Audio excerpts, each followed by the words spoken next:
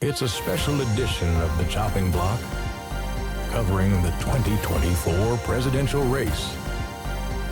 Hosted by Robert Leshner right here, right now, on the Chopping Block.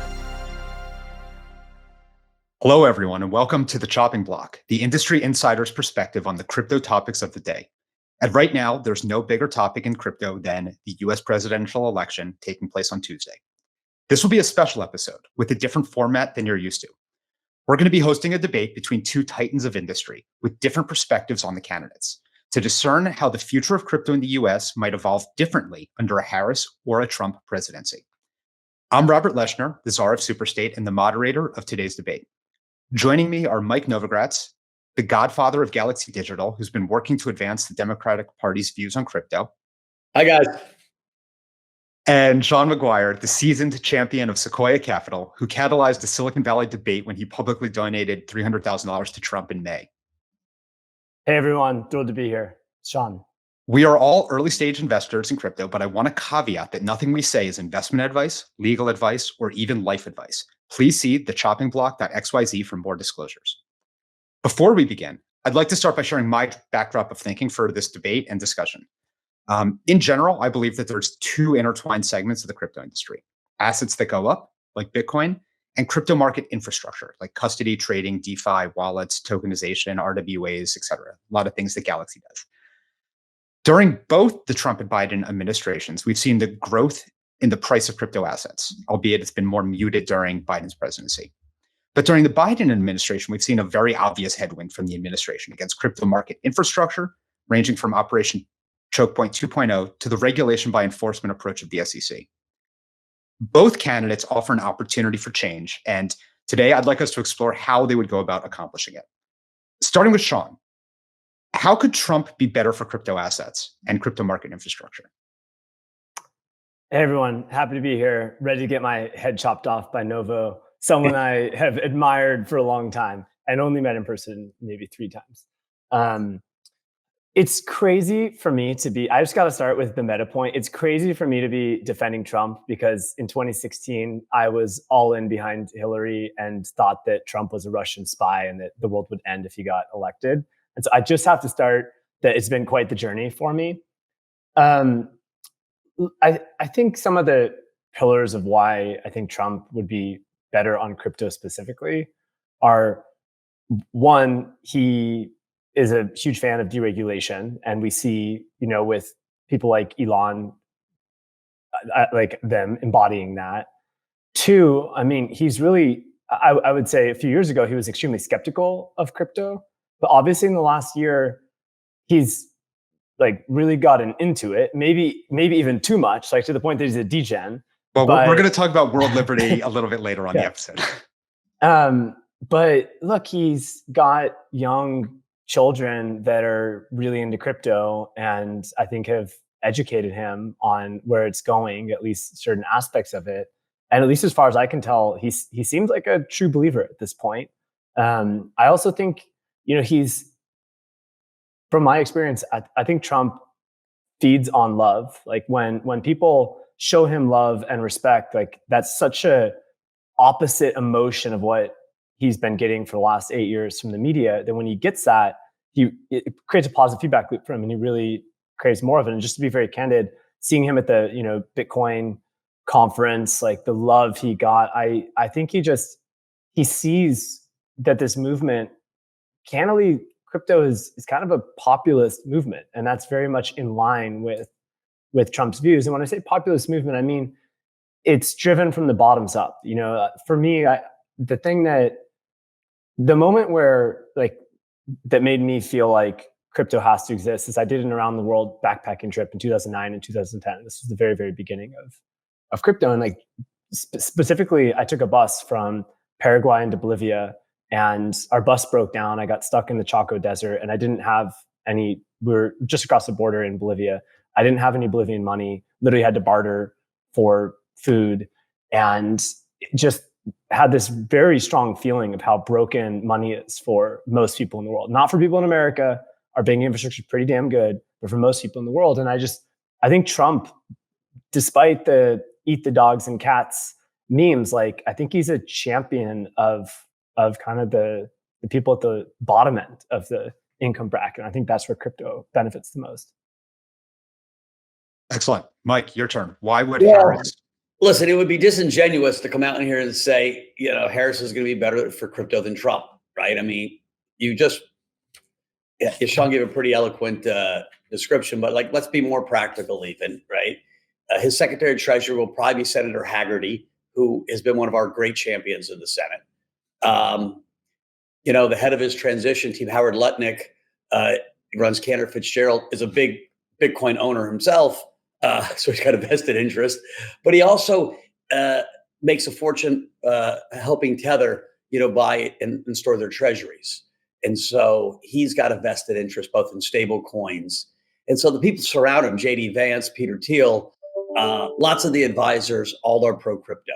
And so I think I will get much richer if Trump wins, as most of the people on this call will be. Why am I a Harris supporter? I just want to say I fully agree with Novo there, but I just want to add one nuance. And I was told to chop it up, keep this interactive. Chop me up as much as you want. But one thing that as I came out and supported Trump, a lot of people said, "Oh, you're doing it just for the money," and I agree with Novo here. I think that crypto will absolutely pump, and I'm a major crypto holder, and so he's right.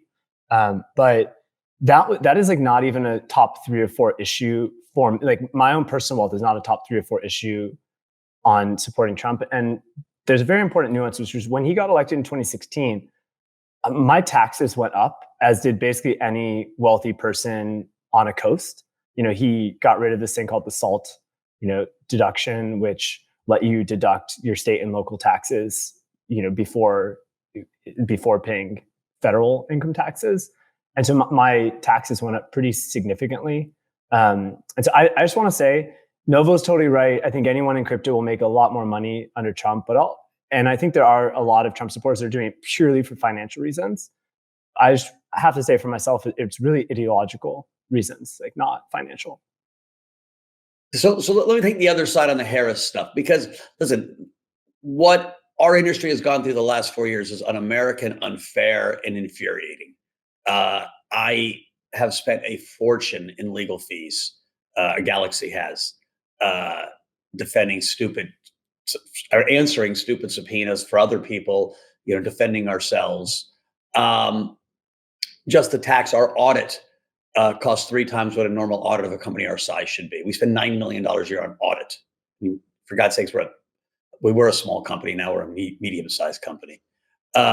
I learned small companies are under 500 people. We've just gone over 500. So congratulations. I'm not sure that's a good thing or a bad thing, but and so it's been infuriating to be a Democrat and to be in crypto. What I would say is about a year ago that started to shift. I had this line that there are more crypto owners than dog owners in America, and I think people got the message. And Biden made a deal with Elizabeth Warren in order to get elected, and he held true to that deal. And Elizabeth Warren had an undue influence on Democratic policy to crypto. That's come to an end. It just has. And the Harris campaign has been very clear, less publicly, but certainly privately, that this will be a first-term presidency, that it'll be pro-innovation, that they get it. They will push for crypto legislation in the lame duck just to get that off the table. And so while I don't think it will be you're not going to get a push for a strategic reserve, a Bitcoin strategic reserve, or a commitment not to sell the Bitcoin that's in with the U.S. Marshals. You will get decent legislation around market structure, stable coins, and you'll get, I think, a push to, and the most important thing for all our community, forgetting stablecoin legislation and market structure legislation, it is a direction from the new president through Treasury to the OCC and the Fed that you need to let banks own crypto on their balance sheet, and you need to let the big old custodians like Bank of New York custody crypto. Bank of New York got permission to custody a tiny bit of crypto, does nothing, right? If you see traditional banks start participating, it will increase the amount of participation of our community immensely. And so, listen, I think Harris will be significantly better than Biden. And the rest of my reasons are more personal and philosophical, right? I'm a character over policy guy, right? 41 of the 45 self-appointed cabinet members of the first Trump administration won't work for him. If Shaun decided he was going to start his own venture company and 90% of his employees said, I'm never working for that guy, no one's investing in him. This is one of the strangest setups we've ever had. Every single general that worked for Trump, with the exception of the one that got arrested and put in jail and then pardoned, won't work for him. And so there's something that's so volatile about him. Listen, times he's unbelievably charming and good. And you think, oh, with Elon around, maybe we're going to get, some great stuff happening. But the facts are the facts. That his entire last regime says no mas. Can I go back to one of the things you said? You said that there's been a shift in, we'll call it the Democrats' views towards crypto. Do you think that shift is at the campaign level or the administration level? Because there's a lot of indications still that the administration that's currently in power has not made a shift. Every day on Twitter. Biden's administration, again, those guys aren't shifting. It is the Harris team that has pledged we will be much better on this issue. It's Senator Schumer, who was trying to push a bill through. It's the guys in the House, and I think Hakeem Jeffries probably becomes the Speaker of the House. And listen, if you're a Wall Streeter, you always pray for split government. Like, you don't want to sweep if you're a Wall Street guy. And so, I think consensus is that the Democrats win the House, the Republicans win the Senate, and right now that Trump wins the presidency. Though I think it's probably closer than the polls show. Yeah, I think I just trust in Polymarket and the prediction markets, as being a good barometer. But, that's a whole different debate. Again, 80 to 90% of people in crypto are guys, and 90% are guys to start with in crypto, right? And guys are overwhelmingly Trump and females are overwhelmingly Harris. It could be literally 67% either way on both sides. And so I don't think Polymarket is even close to a good indicator. What about Kalshi? What about the markets on Interactive Brokers and Robinhood? I mean, at this point, there's like a number of different venues to trade. I just think there's such a sex bias there. Again, look at how many followers you have on Twitter today and tell me male versus female. I bet you 85% of your followers on Twitter are male. I would go with like 92%. I'm just guessing. Right. I'm going to jump in because we're now getting like a few points back, that I want to address. But I'll just say on the Polymarket Kalshi debate, Sequoia's investor in Kalshi. I'm a huge fan of prediction market space. I agree with Mike that there's a lot of kind of systematic bias in who the users are. But I personally think that the prediction markets are probably slightly better than the polls. Like, I think there's systematic bias in each. If I had to only choose one to represent the true odds, like, I think the prediction markets are closer. And even though there's such large, bias, the whole point of prediction markets is, if there's systematic bias, then some smart trader can go arb that and, make money. And I think there are a lot of, you get this French whale with $43 million, whatever, on Polymarket. I don't think he's doing that because he's not just like a stoner trying to just like bet his team. The thing with betting on binary outcomes is it's very difficult ex post to figure out how accurate it was, right? Like binary bets are hard in that respect. I do think this has been great for prediction markets. I think we all agree on that. I just want to go back. I actually have 2 points from the past that I want to address. One, so truly, I agree with Mike on most things, and I really respect Mike a ton. He's a titan of crypto and has done a huge amount to advance crypto, especially from a regulatory perspective and Washington perspective. One comment I have on Harris, though, is I don't feel like we actually know what her positions are on things right now. And I don't mean that just as a talking point. Like, in my heart, I really believe I don't know what she thinks. Like, she didn't run a full, campaign. the way candidates have historically. She's done very few interviews. Interviews have, for the most part, been very scripted.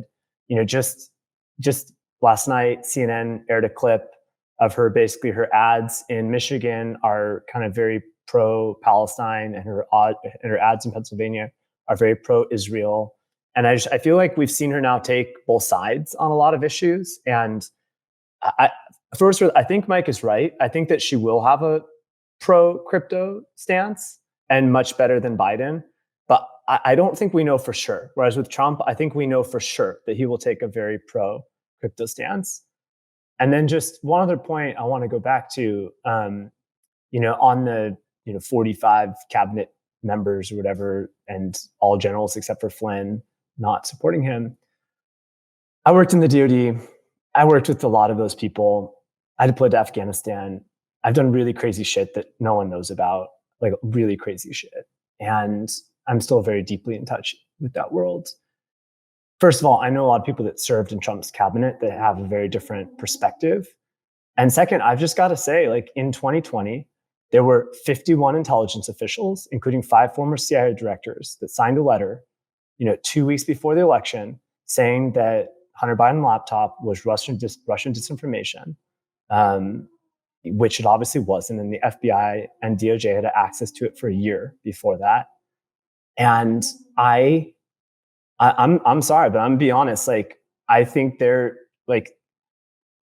are deep state effects that I'm happy to unpack that we cannot ignore, and it's part of why I'm supporting Trump.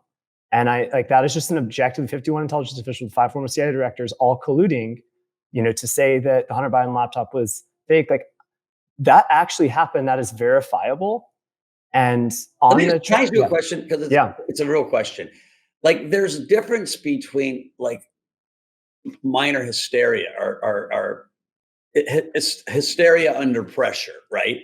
Like, do you believe that those 51 knew it was Russian disinformation and said it wasn't, or their bias was, of course this is Russian information, it reeks of Russian information, therefore my best guess is it's Russian information, and it became a reinforcing hysteria even though it was wrong? I think it's an amazing question. It's exactly the right question, and for what it's worth, I think what you're implying is correct. Like, I think that only maybe 2 or 3 of the 51 actually knew that they were lying. There are certainly 2 or 3 that were running an op and knew they were lying. And I think the rest just trusted trusted people that they had served with. And because I had served, I trusted that letter deeply. I probably would have signed it if I had a bunch of former CIA directors, which was an agency I trusted a lot, telling me that this was Russian disinformation. Like, that for me is like, we cannot let a Russian asset get elected into the US presidency. And so if you're with very limited information and a tight timeline before an election, like, honestly, I probably would have signed it. Then I would never sign it now. Now I'm much more skeptical. But I will just say, like, I'm going to go native. Please go native. I worked with General Flynn. I sat in a skiff with like his top 2 aides every day for many years, including like during the Abbottabad raid. And which is when, the SEAL Team 6 got Osama bin Laden. And like, that guy's a patriot. And I'm sorry, but if you go actually look at the details of what happened to him, and very few people understand what actually happened to him, like, it was a setup. He got really screwed. And the way to go further, and this has been one of the things that's kind of radicalized me, I believe that in recent years, the Democrats have introduced a new tactic against the Republicans. And don't get me wrong, I think I'm afraid that the Republicans would use the same tactic back at the Democrats. I think that both sides are pretty similar, and like, whenever a new tactic is invented, the other side will use it 4 years later, and I'm very afraid of that. But this new tactic is what I would call political jaywalking. So like, I think the simplest example is classified documents. Hillary Clinton had, thousands of classified documents on her email server. Yeah, agreed. Joe Biden had classified documents in at least 3 locations. Mike Pence had classified documents, and Trump had classified documents. The only one that got indicted on this was Trump. And I will just say, like, if you were to look at every president in the history of America, like, they've basically all taken some classified documents back with them. First of all, they have declassification authority. Second of all, they're taking mementos back to go into their future presidential libraries and all of this. And third, it's kind of chaotic on the way out, and there's just different levels to this. If you take something and it's in your basement and it's a future memento, and if you declassified it by literally just saying out loud to one friend that as you're leaving, okay, I'm declassifying everything we're taking with us, that's all legal. And just the fact that basically everyone's been doing this, no one had gotten indicted for this until Trump. It's like jaywalking. Jaywalking is technically illegal some places, but people are very rarely arrested for it. And what happened to Flynn is honestly, it was the first example of political jaywalking in the Trump administration. So the quick version is, basically. Listen, Shaun, I agree with you. What is frustrating, or I think a reality is, you look at a guy like Flynn, and I'll take you at your word that he was a decent patriot and a rational guy, and then he gets, you can call it lawfare or jaywalking or whatever you want, and then he's no longer rational. Now he's so angry that he's unhinged. I don't disagree with you. I honestly don't disagree with you, but I think it's worth, if you actually understand what happened to him, it's basically the highest level. I agree. No, but I just let me say this really quickly. The highest level is that for every administration in history, after the election in November, you take office in January. There's this 2-month transition. Basically, every administration in history has had some minor contact between the transition team and some, foreign allies and foreign adversaries of very basic, hey, we'll be taking office. These are our key positions. We're looking forward to talking to you right when we join office. That is technically illegal, to be doing any level of political diplomacy, on behalf of your nation when you're not in office. But everyone's done it. No one's ever gotten charged for it. That's what they were going after Flynn for. And he was smart enough to know that it's technically illegal and that they were going after him for it. And so he kind of lied about the contents of the call, but it was lose-lose. And he knew that they were going after him. And after that, and then seeing everything that he saw, he became so radicalized that I agree, it's destructive at this point. But I'm with the generals that have gone after Trump and the cabinet members. That is a talking point. I literally know hundreds of people that Trump served in Trump's cabinet, in his, served in his office. And I think there's just way more nuance. I'm happy to unpack it for anyone. We could keep going back to crypto, but I think I just have to push on that because I don't think many people actually appreciate the other piece, that the people that won't vote for Trump, because listen, there's a lot of good that could come with Trump, right? Who knows? I don't think either. One of the reasons I'm kind of bullish either way is, Trump wants to spend and cut taxes, and Harris wants to spend and raise taxes.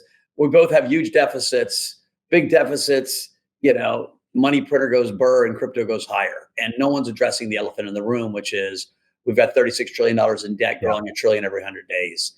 And the bond market might kick us in the nuts or kick us in the stomach, I should say. My kids have been chiding me for bad language online. At one point, right? Elon's the only guy on the campaign so far that's been saying, hey, we're going to bankrupt our kids. We got to do something about this. Now, it's disingenuous to say I can cut $2 trillion out of the deficit. Just to make... I think Elon could, for what it's worth. But just to make things clear, 57% of the $6.75 trillion budget is Medicare, Social Security, and debt service. So now you're at 43% left, right? The military is close to 20% of that. And Trump has said he wants to increase the military spending, not decrease it. So you're down to 23% left, right? That is less than $2 trillion. I think you could wildly restructure health services in this country. Social Security and Medicare, if you're willing to touch them, and we're going to have to, it's a whole new ball game. But no politician has come close in this cycle. Well, let's take this to the macroeconomic backdrop. If Trump wins or if Harris wins. So, Novo, your view is that in either case, the deficit is effed, and that's a tailwind to crypto asset prices. Yeah. I just got it. So, thought experiment, Novo. What if we restructure Social Security, and instead of holding dollars right now to pay out in dollars, what if we bought a bunch of Bitcoin and paid out in dollar prices later on? Basically, if you restructure and buy some asset that you believe is going to appreciate like crazy into the future, then your notional. That's a little bit like putting Bitcoin in the reserve. If you're the reserve, you have to have everyone believe you're the reserve for good. If you're going to slowly inflate away that 36 trillion in debt, which you need to do, you've got to be so subtle about it, or it becomes a runaway train. And so, listen, here's the great irony. If Elon came in, or anyone came in, and took us from 125% of GDP back down under 100, I'd be selling my Bitcoin. Right? I would not. But our story, I'd be selling my gold. The story of hard assets. Can I hold you that, Novo? Can we come back on the show in 4 years and you can say I sold my Bitcoin? Well, I just don't think there's political will in this country. We have populism on both sides to do the hard things. And that's why I'm wrong a lot of things. I for the most part, I agree with you. And I think the deficit is a giant problem. That said, I am bullish. The only thing I don't disagree on is I'm bullish on Bitcoin in basically any scenario from here. Let me ask you a question. So if I was the Secretary of Treasury and I came in and said, all right, we're cutting the deficit, we're raising taxes a little bit, not a lot, we're slashing spending, we're Social Security, you're now 70 years if you're 20 or less, we're means testing both Medicare and Social Security, and we're looking for efficiency gains. When I first got out, my first job was at the Office of Management and Budget in 1984. You're old, Novo. I'm old as fuck. And there was a thing called the Grace Commission. W.R. Grace, big company. They took the best and brightest from a bunch of Wall Street firms, sent them to D.C. for a year and said, come up with exactly what Elon's talking about. Show us how we can make government more efficient. And they had a big book. And the best computer guy in the office at that point was me, as a 20-year-old who could do Lotus Notes. And they said, hey, can you codify this? And I was like, are you kidding? It was a book like this of all the projects. And so they quickly hired Computer Data Corp to do it instead of me. And I went back to college. If you did all of that, do you still think, what's the argument to still be long Bitcoin? So I think that all of that would set Bitcoin back 5 or 6 years or something. But for me, I don't view crypto as an American thing. I personally think that by far the dominant demand for crypto over the next few decades is the developing world and global South, and it's not like Mali. It's also Brazil. It's definitely Argentina. It's definitely it's all of Africa. So Shaun, let me ask you another fair question. Right now, if I asked any one of those, let's call them places where people have lost a lot of faith in economic stewardship, Nigeria, the Naira just keeps getting worse and worse. Would you rather have a dollar stable coin or a Bitcoin? I think most would still rather have a dollar stable coin because I agree.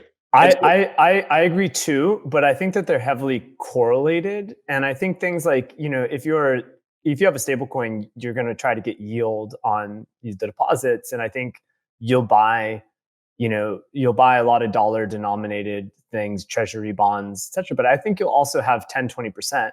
That's, you'll buy Bitcoin, you'll buy, some equities, you'll buy some things that are slightly higher interest, slightly higher risk, uncorrelated. I think that stable coin growth, I think actually feeds crypto growth more broadly. And I think Bitcoin is just a very unique asset that is, for me, my worst case for Bitcoin, in my personal opinion, again, this is not investment advice. My worst case is that Bitcoin surpasses gold, that it flips gold over the next 20 years or something. I think Bitcoin is just, for my generation and younger, I think Bitcoin is just structurally better in every way than gold. Yep. And I think that the dream scenario of Bitcoin is it becomes a 100 trillion plus asset class in today's dollars. I think that probably you don't achieve that level if America really gets its act together and, we have the dollar is still the world's reserve currency in 20, 30 years that's just still structurally strong. So that's how I think about it. And just so I'm really clear on my macro view, I think the chance of the US getting its act together is really low. I agree with you. I think actually almost the best we can hope for is really gifted people around the table who can run inflation at 4 to 5%, but not have it accelerate 100%. and slowly inflate away this debt. And in that case, Bitcoin should still go higher. 100%. And so, listen, I'm long. I'm not selling. I think on a Trump win, we break 73 and go a lot higher fast. On a Harris win, we probably flush down to high 50s, low 60s, bottom, and then end up going up pretty quick. Well, I was going to save this question to the lightning round at the end, but since you're already bringing it up, Novo, 30 days after election, where do you see prices with each candidate? You sort of just said it, but without the specific time frame of 30 days. And Shaun, 30 days after the election, for either candidate winning, where do you see 30 days is always hard, but like if you take out 73, your next target's 100. And that would be my year-end, January target. You often take out 73, you go up to 85, and then you come back and you'll touch 73 again, and everyone will panic, and some people will, paper hands or whatever you want to call them, and then it goes back higher. There's a lot of negative gamma. A lot of people have done call overrides. Listen, there's obviously someone selling a ton of crypto around above 72,000, 70,000. I mean, the price action is, monster supply keeps coming out, and it's concentrated. I wish I could tell you who it was. I don't know. Yelling at all my salespeople to find out, but we haven't seen that flow. Shaun, what do you think? I have basically the exact same answer. Last time I looked at all the sell walls, there's the next sell wall's around 100K. And I think if Trump wins, we're touching 100K, by end of January. And that said, I think that we'll be stuck there for a while because you have to get, whether it's 95K or 100K, I think you're stuck in that domain for a while, just selling through kind of all the excess. Right. Market cap of gold is what, 15 trillion now. Yeah. Right. And market cap of Bitcoin at 100 is 2 trillion. And so you got 7x. I've always had that as a 10-year target. Yeah. 20-year target. What's driving gold right now is China and Russia central bank buying a ton of it. And so you've got central banks taking out supply. We haven't, other than, Ecuador and a few other small places. Yeah, El Salvador, I'm sorry. We haven't really seen, nation state. Abu Dhabi has bought some, but it's, that's a. We have seen, there are some corporate treasuries that are not publicly disclosed that have significant Bitcoin reserves. And I think that's kind of I think the next step of giant demand would be some corporate treasuries that have a lot of cash and don't know what to do with it, putting 5% of their cash or whatever in Bitcoin. As opposed to returning it to shareholders or, I think some of them have more cash than they even know how to return to shareholders, and obviously not on the limit, but you want to keep some cash. What was this up with Microsoft having was it a vote? I think it was more of a PR stunt where if you get just enough votes of the shares, you can get something on the agenda. Oh, I see. Right. Yeah. And I think it'll be defeated, when it comes up at the next shareholder meeting by 99.5 to 0.5 or whatever. But you can, get things onto the agenda. So we can all buy one share of Microsoft just to vote. But kind of the point I'm making is if you look on a 10-year time horizon, I think the thing that would be the next step to really drive giant demand would be, corporate balance sheets saying, the dollar has some structural issues, some inflationary issues. We need working capital. Bitcoin's very liquid. We'll put 5% of our cash into, Bitcoin or whatever. And sure, return, if you have too much surplus cash, return some to shareholders, buy back shares, et cetera. But I think the level beyond that would be nation state activity. Obviously, if people felt like the US was going to set up a Bitcoin reserve, things would go freaking wild. Things would go right. Yeah, small the Middle East, like UAE will try to front run us and it will go crazy. Well, here's a question then directed at Novo. If Harris wins, do you think there's any plausibility for the US establishing a Bitcoin reserve of some kind? Or do you think that just extends, that prospect? Listen, as a Bitcoin holder, you'd love a Bitcoin reserve. As a policy guy, I think the government can make a strong argument that we're going to own some Bitcoin on our balance sheet to signal that we're going to be technology first, that we're going to be an innovator and a leader in, decentralized systems and, freedom, if you want to be bold about it. Right. George Washington said there's no freedom without private property, and Bitcoin is private property in its purest sense, right? And so we can make that argument.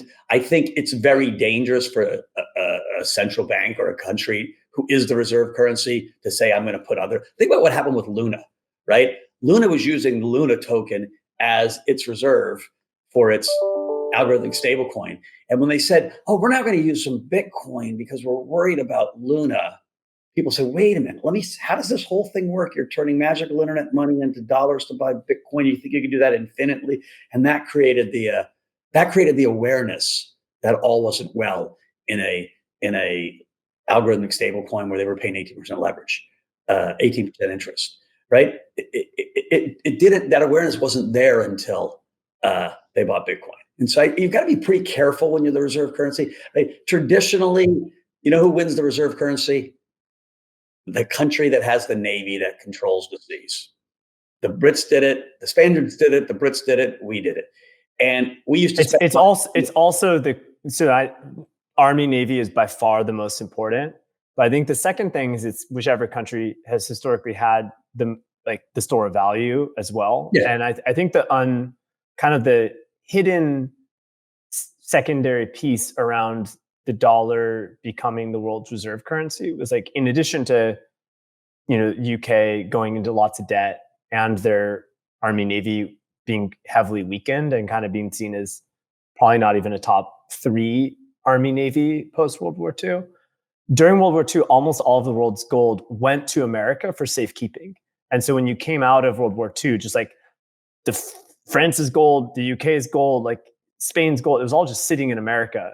And so we already had it in our banks, and we're able to have this dollar, this gold reserve. What's also interesting, and this is where Elon is so fascinating, if you think about aircraft carriers, which is the Navy, if you think about it, like any, right, and how vulnerable they are now to the drones. Like the Houthis are actually, with I actually went on it looked like a jet ski, but it was a bigger jet ski, and it was an electric jet ski, so it was quiet, high powered. And this one was trying to get me to invest in it, and she was like, "We're getting huge orders from the military because they just make these autonomous drones, and they fucking send 1,000 jet skis out there at the same time, and you can't stop them all." So I actually think the next frontier of dominance is satellites with, somebody showed me this whole project with, you have a tungsten rod that you drop from space, and by the time it hits, it's pinpointed, 1 meter target. It creates because it's going at a zillion miles an hour. It's basically landing. It's like how SpaceX lands, Starship or Falcon 9. You basically land. And if you go look at the mechanics, it's basically a rod, and it's the same control problem. And you basically, with tiny little tail fins or whatever, you can guide it at terminal velocity. Now you've got like a freaking, mini nuke, or you ever hit anyone you want to hit. And so, like, who controls space? And that's a real big. Well, what is frustrating about this presidential campaign on both sides is all the issues that we should be discussing, AI and how it's going to impact our future, right? How we have amazing inequality in America, yet only 25 million-ish people are paying tax for the other 300 million.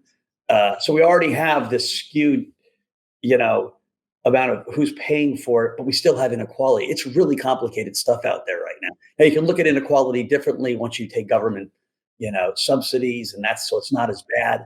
But these are really complicated questions in a world where change is happening so fast, and our debate isn't there, right? he's just watched the Madison Square Garden debate or the nicer version, which was Harris on the Mall. Very different tone, but no content. Right. So how do you think the actual conversation will be established, post-election, post-inauguration, right? If it's not happening now, like, will the debate of AI policy and crypto policy be entirely behind closed doors? Will it be done, in the halls of Congress? Like, how do you think that shakes out? Remember, it'll be done in the halls of X. Depending on who wins. If Trump wins, I think that we're gonna get a lot of pontification on X, and if Harris wins, X might be banned. Yeah. Well, the problem with X is, it's 80% right now. It used to be a platform of debate, and now it's just a right-wing echo chamber. It was Fox News with a tech bet. And I get a lot of my, because I'm an X guy, right? and so it's frustrating because I do think it's the same bias you're seeing in Polymarket. You're like, oh my God, this election's over. And then I talk to people on the ground in Pennsylvania. They're like, dude, we are going to be counting every last vote. It's going to be within 10,000 votes. But he pissed off the Puerto Ricans. There's 500,000 Puerto Ricans in Pennsylvania, and Bad Bunny just went there. I mean, there's these little mini narratives that are real. And that's how politics works, right? It's a ground game. And the one thing the Democrats have going for them, while they're losing the big narrative, they have a much more sophisticated ground game in Wisconsin, certainly Michigan and Pennsylvania, than the Republicans, right? The Republicans had Laura Trump as their head. Yeah, I think this is a very important point, and it's actually gets to a big part of how I'm voting in this election. I don't view this election as I'm not voting for Trump or against Harris. Honestly, I'm voting against the Democratic machine. And let me just say a little bit on that. My rough mental model is that all sides are roughly equal if given the opportunity. And that basically the legacy Republican machine and legacy Democratic machine were co-evolving for more than 100 years. And when one side learned a tactic, the other side would figure it out by the next cycle. Gerrymandering, okay, the other side does it too. Changing, ballot harvesting, one side learns it, the other side will learn it too. There's been this co-evolution for more than 100 years. And both machines got really, really strong. One aspect of which was figuring out voter rolls of, really, so you can do really targeted, door knocking and stuff like that. But Trump broke the Republican machine in 2016. The Republican machine as of 2016 was the neocon machine. Yeah. It was the machine controlled by the Bush family and, Dick Cheney and, but candidly, people like the Koch brothers, who I actually respect the Koch brothers a lot. And I think that they have been kind of I do not respect Dick Cheney, but I do respect the Koch brothers. I think there's a lot of nuance here. But basically, it was a neocon machine. Trump broke the machine. That Republican machine hated Trump and did not want him to win. Still do. They absolutely hate him. And that's why you see Dick Cheney supporting Harris. But Trump didn't inherit the RNC machine. He's building his own machine. And so right now you have this big, disparity between the power and sophistication of the DNC machine versus the RNC machine. I think Trump's machine is kind of where the machines were in the 90s. And, because he sees where they are, he'll get there fast in the next 4 to 8 years. The problem with it has been built in lots of ways, right, on this angry grievance. Yeah. Grievance first, MAGA, and, no respect, just no respect. Right. And so to start your big benefit when the world's going to be looking at you because of that 1939, Madison Square Garden Nazi thing. So the world's looking at you, and to start with the most racist comedian you could find is just tone deaf at best and really sinister at worst. Look, so let me just finish the bigger point, and then I'll respond to that point. And just so the punchline of what I was saying is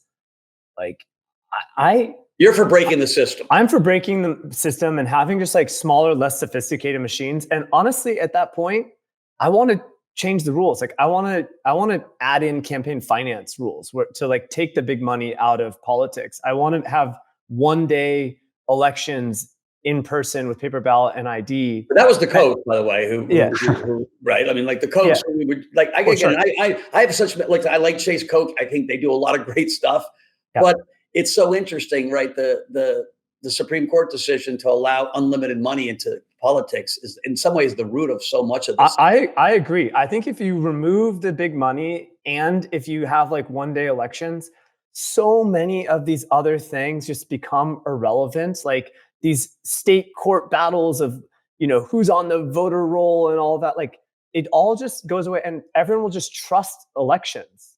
I think the Democrats benefit so much more than the Republicans by the current system because they're further along. So I don't think they have the incentives to go break that machine. I think for Trump and the Republicans, they're so far behind that it's better for them to just like reset the machine, pass some simplifying, clarifying rules. And for me, like these are actually some of my top issues. I think that you can kind of put it in the bucket of like kind of resetting democracy, protecting democracy, and whatever rhetoric you hear from the individual candidates, whatever you hear, like sure, I'm with you. I hate the anger, but I really care about resetting democracy. Well, let me jump in. Let me say two things real quick. All right, go ahead, Noah. I agree. Like open primaries, we should only have open primaries. It just shifts everything to the center. Or ranked choice voting even helps a little bit. We've been funding a lot of that stuff. But my biggest fear, I got a call from David Tepper a little while ago. He's one of the world's great macro investors, and was not happy with either candidate. Not happy is a light way of saying it, but he really wanted to participate. And so he said, I'm worried that people aren't going to accept the results of the election. And so how do we focus on that in the swing states? And so he put a bunch of money in and had me and then someone on the right. He wanted someone on the left, someone on the right, and himself, just so it wasn't one person. That's what this show is as well. Just pointing that out. So he put the bulk of the money in, but it still cost me a pretty penny. And the idea was to get ex-state officials who were Trumpers, a few never Trumpers, Republicans, and a few Democrats, all respected state officials in those swing states, to go on a press tour before the election and say, guys, I know what you think the last election was fair. We're going to monitor the election, say it was fair, and afterwards come out and say, guys, these are fair. And so it's crazy that private citizens are spending $20 million just to try to convince people it's fair. But let me give you the polling. This is so I have to jump in on this. I'm going to say again, I'm going to absolutely stick my neck out and get it chopped off by whoever wins this, or at least if Harris wins, like this will not go well for me. Hillary Clinton, after the 2016 election, said for the last 8 years that the 2016 election was stolen, that it wasn't fair.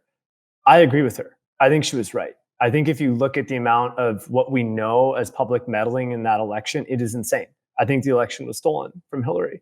In 2020, I honestly think the election was stolen from Trump. I'm sorry to say, but I used to work in really advanced cybersecurity. I really believe that both of those elections were not secure. And I don't think it's possible to know what actually happened either. I'm going to say the unpopular thing. I don't think this election, it's ever going to be knowable of exactly what their results were and exactly what the influence was. That said, no matter who wins, my goal is that we have to just accept the results.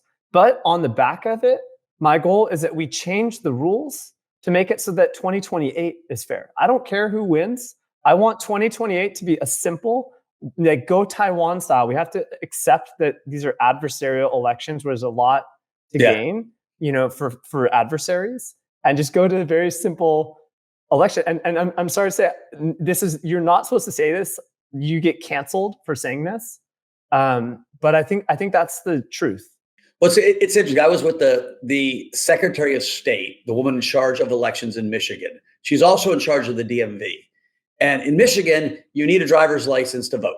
There are 12,000 people that have either reserve, the Indian Reserve reservation licenses, and there are a few people that have two written signatures because of some small exemption. But the broad population, driver's license to vote. And she was thinking this could be with a 10,000 vote error.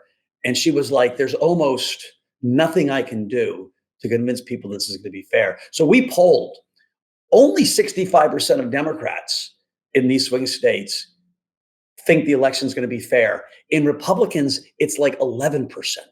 So you have such a bias already that's been seeded by. Let's get back to crypto. I see in Robert's face. Right.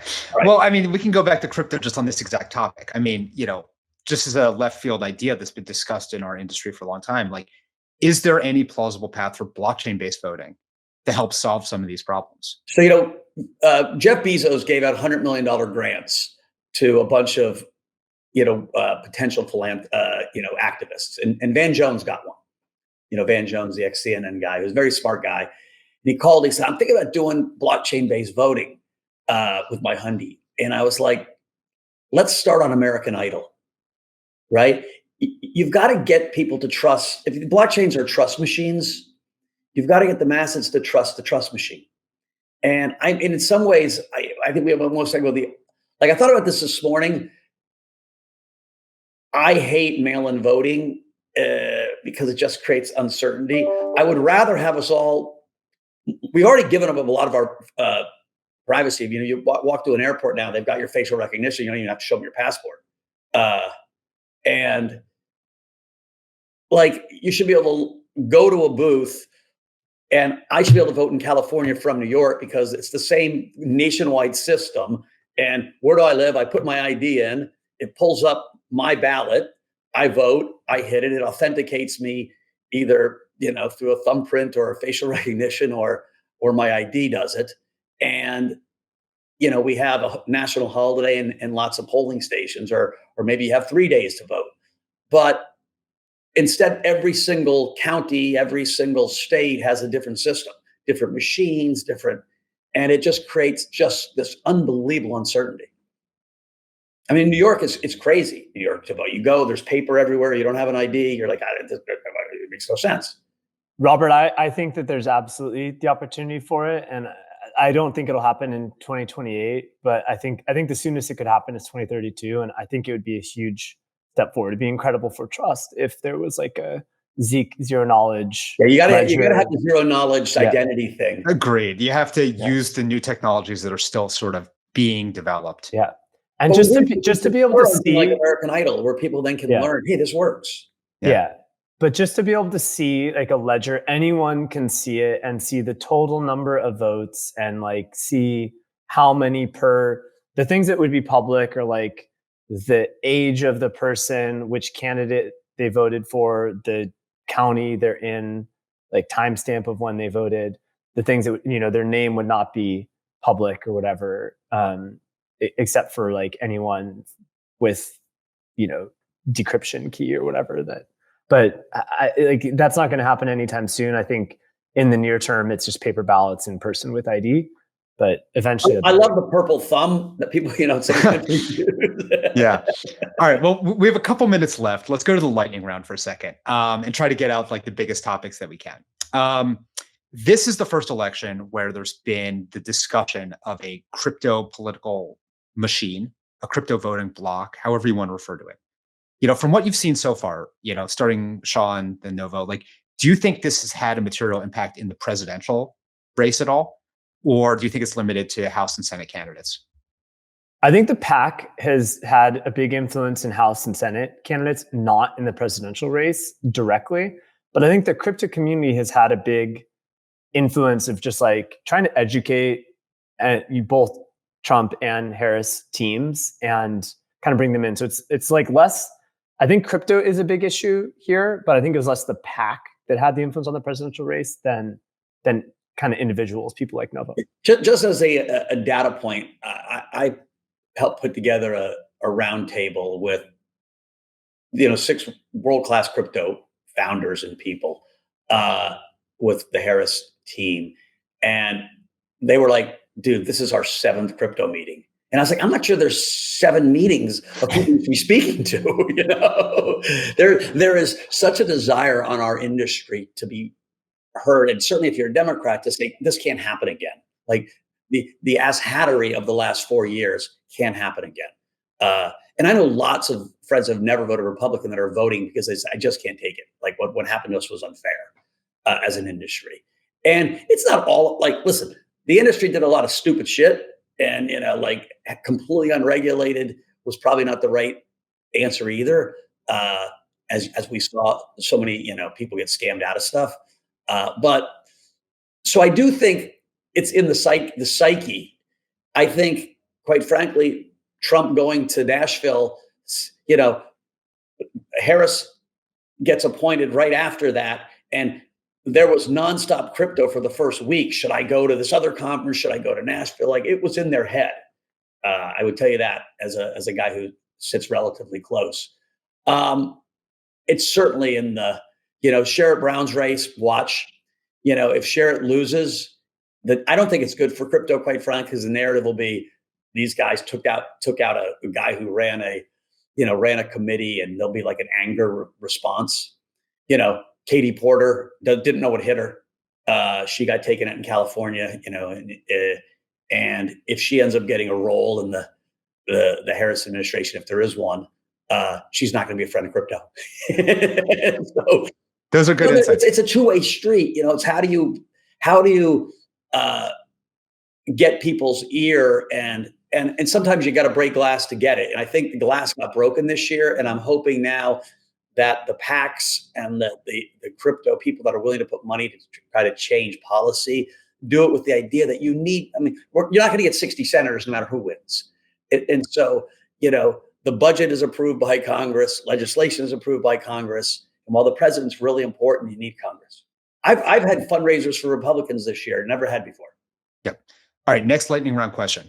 We have to be relatively quick. Do you think that the Trump family's affiliation with World Liberty Financial and the short, tumultuous journey that it's had so far is helpful to Trump's messages around crypto, or do you think it distracts from it? Starting with you, Nova. I think it's almost insane that in the middle of a presidential campaign, he's out there pumping up his own crypto. I mean, it's the definition of insanity, especially when the rules aren't even clear yet, right? Is the SEC going to go after? I mean, it just seems insane. Look, to me, my experience with the crypto is the only way to learn is by doing. And there are a lot of things I don't like about World Liberty Financial, but I respect the Trump team and family and Trump himself for just actually going and trying to use this stuff and learn how it works. I really think it's the only way to learn how crypto works. Does Sequoia invest? No. Okay. Final lightning round question. If you had one message to prospective voters about why you think your candidate would be better for crypto in just 30 seconds, what would you say? Starting with you, Shaun.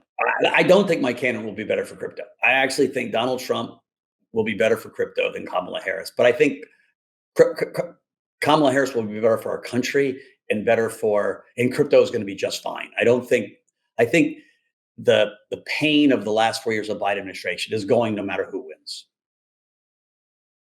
Look, to answer the question specifically, I think Trump is clearly better for crypto. He believes in deregulation. He is using crypto, is a big fan of crypto. And I think the Biden-Harris administration could not have been more hostile. I think it was like a 10 out of 10 maximum, worst case, hostile environment. And so they've just set the bar so low. And I do think Harris would be better, but I just think she will inherit a lot of the same people and policies that we've had with Biden-Harris. Robert, if Trump wins, one of the reasons that Harris will have lost is because what Trump's got going for him is some of his answers are silly and stupid but he gives me an answer where this whole idea that Kamala Harris, the Biden-Harris administration, she's been in power for 3 years, hasn't done anything. Her honest answer would have been, what are you talking about? I was the vice president. I got put in a corner by Jill Biden and Joe. I barely had any influence. Don't give me credit for what happened good or what happened bad. I'm running on a new platform. This is my vision. If she had said that, I think the American people would have said hallelujah. But she was very careful to say how gracious Joe was to drop down. He wasn't gracious. He got forced to drop down, pressured. And quite frankly, he's too old. And Trump will be too old in 4 years. Well, maybe not, but Biden certainly was too old. And 82 is old to be running the biggest country in the world, the richest country in the world. And so I do think, what appeals to people about Trump is they feel that he says what he thinks. And, sometimes he can't help but say what he thinks, right? He says too much, where that measured, platitudes, people are like, come on already. And so we'll see. Robert, can I say 20 seconds of closing statement? Yes, this will be the last closing statement. Yeah. One, Novo and Robert, you're both legends and have done a huge amount for crypto. Thank you, truly. Second, whoever wins, I just hope, don't retaliate against the other side. Let's just try to reset democracy. I think that should be the most important thing coming out of this. And third point, everything, I don't have a crystal ball. Everything I said was my own personal opinion, not the opinion of my firm, definitely not investment advice. And, especially if Harris wins and, watches this in the future. Well, and my last point, Robert, is somebody's going to win. And then the next 60 days are really, really important. And so their transition team, the Republican transition team, is much more organized and up and running because they've had a long time to get there. And so after that election, if you want to have impact, it's people create policy. And it's not just the head of the SEC and the Treasury, it's the undersecretaries. There are probably 70 policy positions that will get filled that have an impact on our industry. And so, if you've got any influence, weigh in on both sides. And so at Galaxy, we literally have a plan for both teams. We've got contacts on both sides. I think the Trump team is further along at this point, but that's really where the pudding gets. Pudding gets made? I don't know. Where the pudding gets made. Well, we'll have to revisit this, after the election, see who wins, see how the transition goes, and then see if our predictions have come true. But Shaun and Novo, thank you both for being a part of this show. Thank you for being willing to debate the pros and cons of each candidate, and we'll find out the outcome in just a couple short days.